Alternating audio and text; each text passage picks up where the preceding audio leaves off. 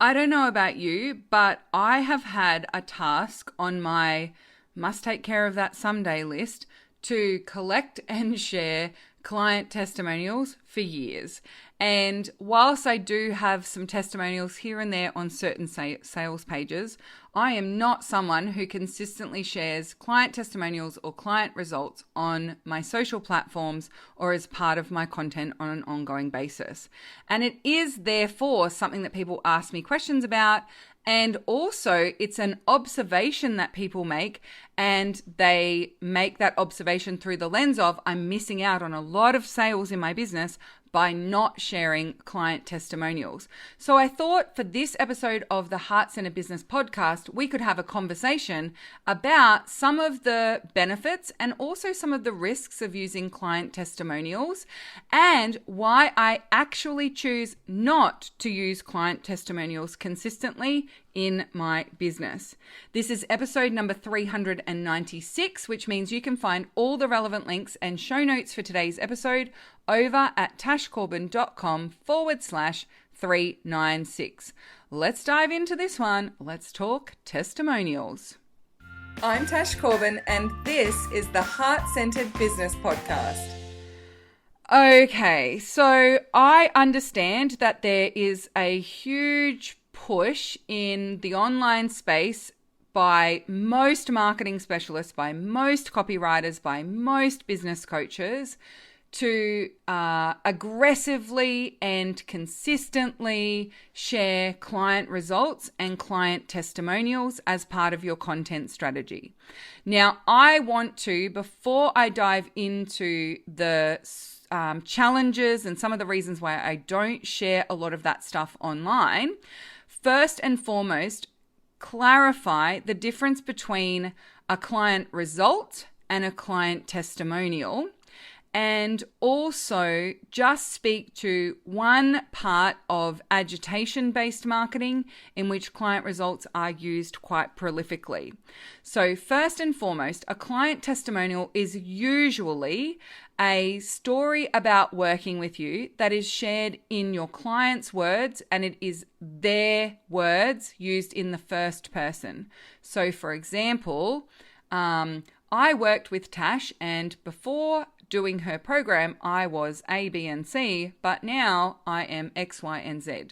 Working with her was such a joy, and she really understood me. And then there's the name and photo of the person who gave that testimonial. Now, that is what I would call like a client testimonial in its purest form. That is literally they are giving testimony as to the experience of and results from working with someone. Now, that is very different to jumping onto your Facebook page or Instagram and saying, I want to celebrate my client who just went from here to there. So proud of you. Whether that person is tagged or not, whether that person is named or not. And it doesn't always have to relate to a certain result. It could be that someone has finally published their book, or that person has finally got their course out into the world, or they've just finished their launch and they had 15 sales, or whatever it might be. Now, that client result, where that client result is something that you do not promise or do not feel comfortable making a promise of other clients experiencing the same result by investing in the same thing with you, regardless of what they have in place to start with, then I don't believe it is ethical to share that result. And there are a number of reasons why I don't believe it's ethical. Number one, how do we know that that client result is actually verifiable and real, especially where you just use a first initial, or you just use their first name, or you don't mention their name at all? It's so easy for those client results to be faked, and the use of those client results, especially where they are huge, large-scale results or big, audacious results, often is actually part of an agitation marketing strategy to make your audience feel uncomfortable and agitated with their results.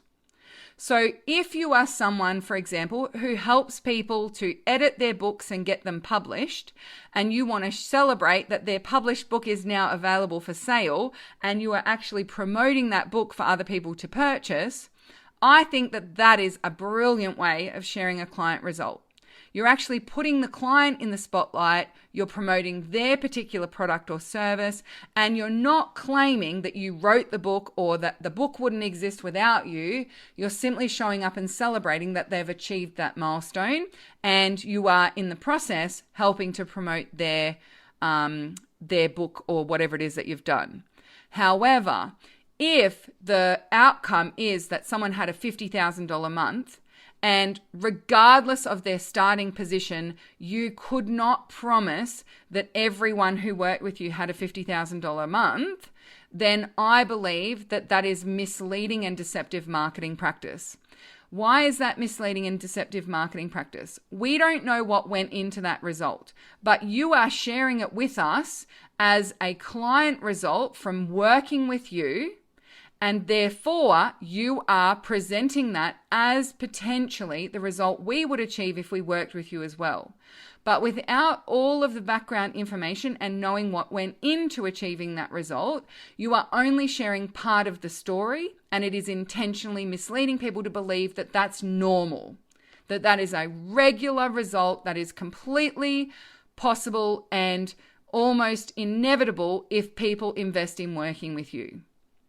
And if that is not true, and that is not something you would stand behind, then I think it is out of alignment with integrity, and it is a misleading and deceptive practice to share and celebrate that client result. Because what you're doing is setting that client result expectation in your audience without ever having to make that promise.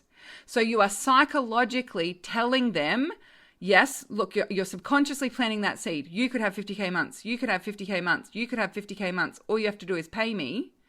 And then when it comes to people actually buying from you, you best believe you're going to have all those disclaimers and all those clauses that say those results are not typical. Your results depend on what you start with. Your results depend on your commitment. There's no guarantee of results. But you've just spread across the internet that a client of yours has had that result to agitate people into believing that that's just a regular occurrence for your clients. And so that is a deceptive practice. So there's a big difference between testimonials of the experience of working with you versus you going and celebrating your client results. The other reason why I do not love that celebrating my client's result is because what is the purpose of you sharing that client result? So if you don't tag them or mention, like actually give them a shout out or share their business in any way, shape or form, then you're certainly not doing it to actually celebrate your client. Because if you were celebrating your client, you would put them in the spotlight and you wouldn't claim their successes as your own. The reason why you are celebrating their success on your own social media platform instead of theirs, and you are celebrating their success without tagging their social media platform, is because you want to lead your audience to believe that you were responsible for that result. You are claiming that result in full or in part as your own result because your client achieved it. But we all know that in order for your client to have achieved that result, you didn't do the work for them. They did the work. And so I think it's disrespectful to my clients to go out on the internet and on my own social platform celebrate, in inverted commas, their successes in order to drum up more business for myself. If I truly wanted to celebrate that particular individual and their particular result, I would send them a private message to celebrate them, and I would encourage them to share their celebration. And if they gave me permission, I would celebrate and platform them amongst their peers in the space where they were contributing, like doing the actual work or learning from me. And I would also be very upfront about what went into that success. And I would be celebrating them for a specific piece of work or a specific action that they took, rather than just spreading around the internet, my clients achieve results like this because of me, which is ultimately what you are saying when you go and share client results like that. So it's fraught. I don't think it's actually a very integrity-based way of showing up, and it can often also lead to unrealistic client expectations when you're onboarding new clients, because you've been running around the internet sharing all of these big results and all of these huge changes and all of these shifts. And then when clients come in to work with you, the first thing you're doing is like tamping down their expectations of what they'll achieve, or making it clear that like you can't just assume that that just comes in overnight. I've even seen some really offensive and terrible posts on social media where people even incorporate the word overnight or in a snap or immediately or today in their advice to also plant that seed that it is overnight success. So you'll see content. I mean, when you hear it spoken out like this, you can usually spot it from a mile off, but you'll see content that says when you, let's say, when you understand the difference between messaging towards people who are action takers and messaging towards people who are tire kickers, you'll triple your income overnight. And then that person then shares an offer that says, if you want to attract more action takers and less tire kickers, then come and join my super secret program, DM me or comment for the details and I'll send you all the details privately. Now, again, another practice that is actually keeping everything in secret. There's no price transparency. I talked about that in a recent podcast episode. I'll link back to it. That was episode number 393. But also, can you see then that what is being added up by people in taking in all of your content is, if I get my messaging sorted, I will make triple my income overnight.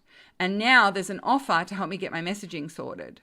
So whether you are saying it directly or not, you are giving the impression to your audience that this is what they are very reasonably likely to expect as a result of working with you. And if you aren't comfortable with saying those things in the same post, then you certainly shouldn't be sharing them in separate posts. Now, the other piece is that we do see a lot of client testimonials or client results in both cases that are overly focused on results and they don't speak to the process. And so when I do share client testimonials on sales pages here and there, what you'll notice is that quite a lot of those will actually talk about the process and that experience of before working with me versus after working with me, but not through the lens of financial results, but a shift in perception or a shift in feeling or a shift in behavior. Because those types of results, I do stand behind other people experiencing that regardless of their starting point. So whilst I have had some people come into the takeoff program and go from X dollars to Y dollars in a very short period of time, that's the exception. It's not the rule. And also, often those people had something in place that other people didn't have access to. They didn't have an existing audience, that person may have had a little existing audience, or that person was willing to invest money in some Facebook ads to fast track their progress where others may not have had that, or they had access to a referral network that other people might not have access to. So when I collect testimonials from people, I also, as much as possible, direct people to share about their experience completing the program, doing the work, not just that they went from zero to X amount of dollars. Because I think that that's far more aligned with my values, but I'm also not setting unrealistic client expectations or somehow inadvertently letting people believe that if they join the takeoff program and do nothing else, they're going to magically have this result. And that result that every client in the takeoff program has achieved is not because the takeoff program exists and they bought it.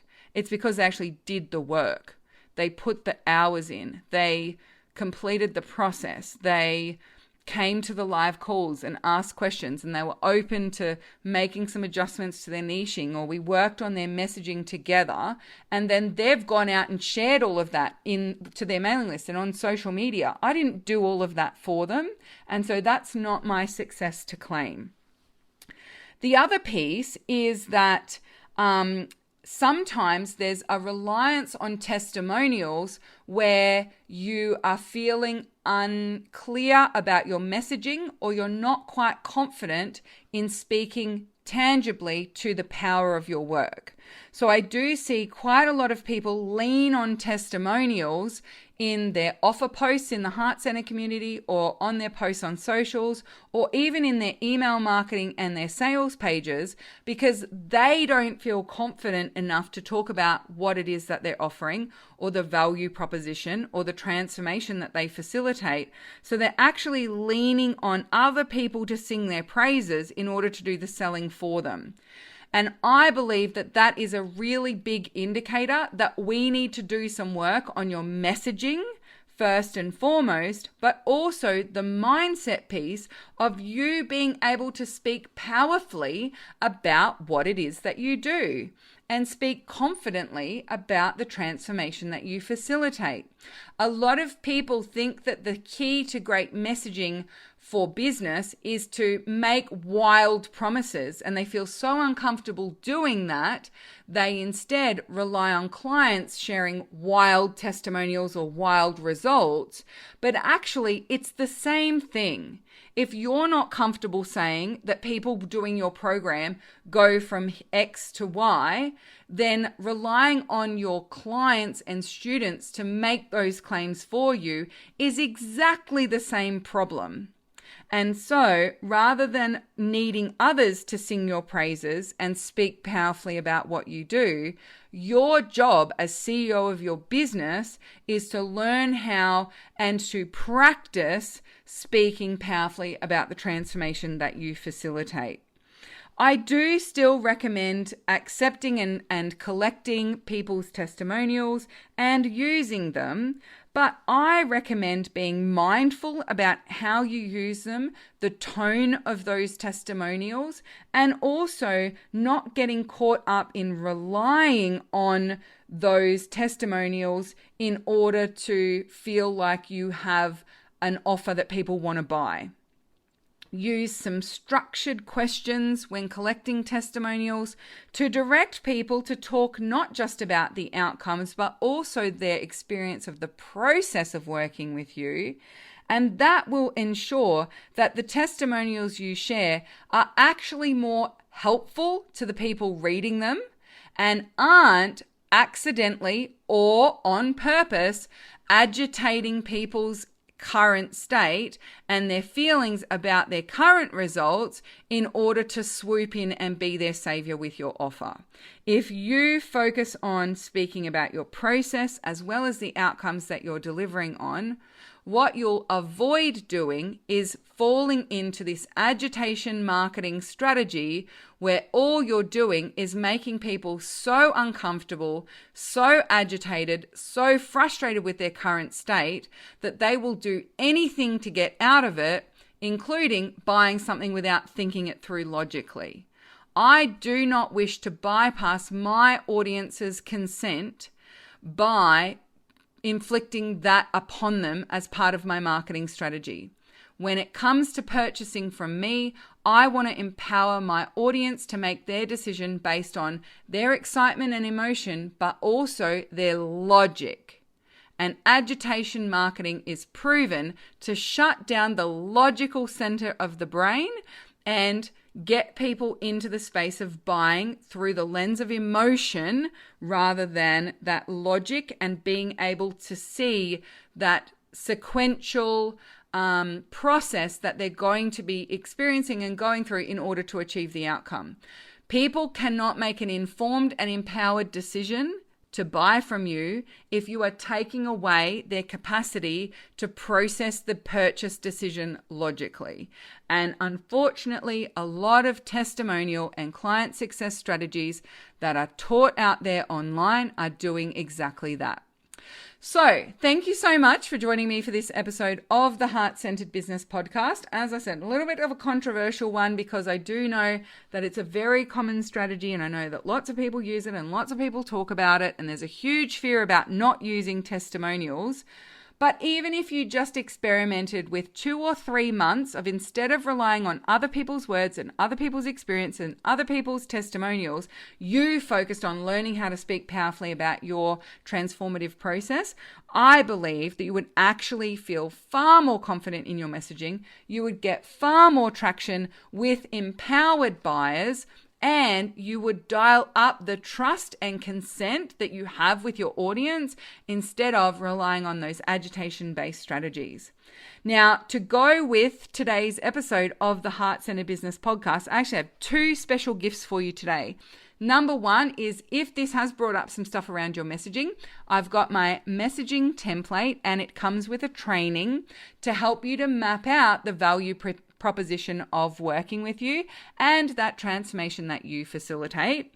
And also I have a testimonial collection guide, which gives you some questions that you might like to use when asking your clients for testimonials, so that you aren't just getting the results, you're also collecting from them insights and stories about their experience of working with you and the process of working with you, so that those testimonials can be far more helpful for your audience, and you're ensuring that your testimonials are empowering logic-based decision making rather than just pouring people straight into the emotional space and trying to get them to buy without thinking it through. Thank you so much for joining me for this episode of the Heart-Centered Business Podcast. All those links are with the show notes at tashcorbin.com/396. And until next time, I cannot wait to see you shine. Bye for now. Would you like more tips, tools, and resources to help you grow your heart-centered business? Head to tashcorbin.com today.